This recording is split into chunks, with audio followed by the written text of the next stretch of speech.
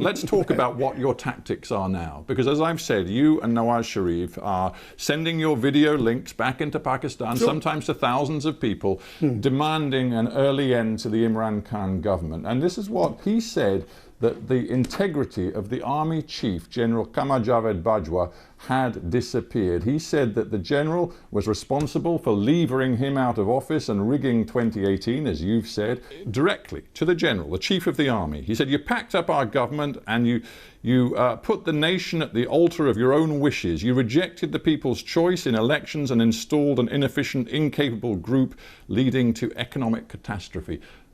What an extraordinary thing to say of your country's chief of army. It's a reality. The buck stops at the top.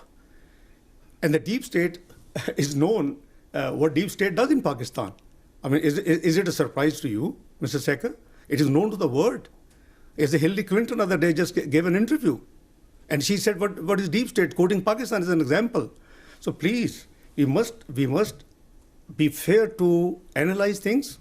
The election was stolen. It started off from Dawn leaks. Mr. Sharif has been struggling for the supremacy of democracy, for the supremacy of parliament, and I have been struggling for the fiscal and discipline and the transparency. Is it wrong?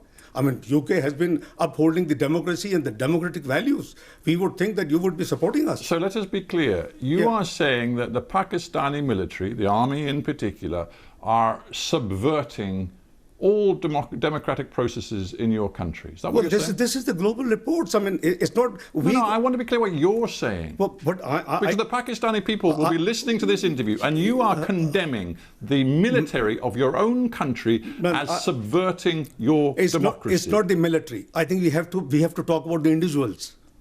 It's not all the entire institution. I think let's create a difference. It's the wish list, it's the plan of certain people who enforce in Pakistan martial law. So you're saying the army is led by General Bajwa, who in yours and Nawaz Sharif's opinion is entirely subverting democracy. Is that what you're saying?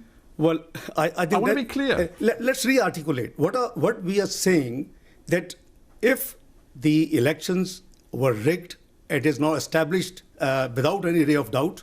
So if the elections were rigged and somebody has been planned, it's not we, it is the Interior Minister of Pakistan gave a statement that if Mr. Sharif had not got problem with the deep state and the institutions, he would have been fourth-time Prime Minister. Why would he say it? So let me be clear. You're now alleging that this is entirely unacceptable when your erstwhile boss and your very close ally, Nawaz Sharif, was working hand in glove with Pakistan's military dictator, General Zia, for many years. And suddenly he's decided that the military and the way they interfere in politics in Pakistan is entirely unacceptable. What kind of hypocrisy is that? No, I disbelieve this analysis. Frankly speaking, I disagree with you. Well, what bit of what I've just said is wrong? Maybe evolution process.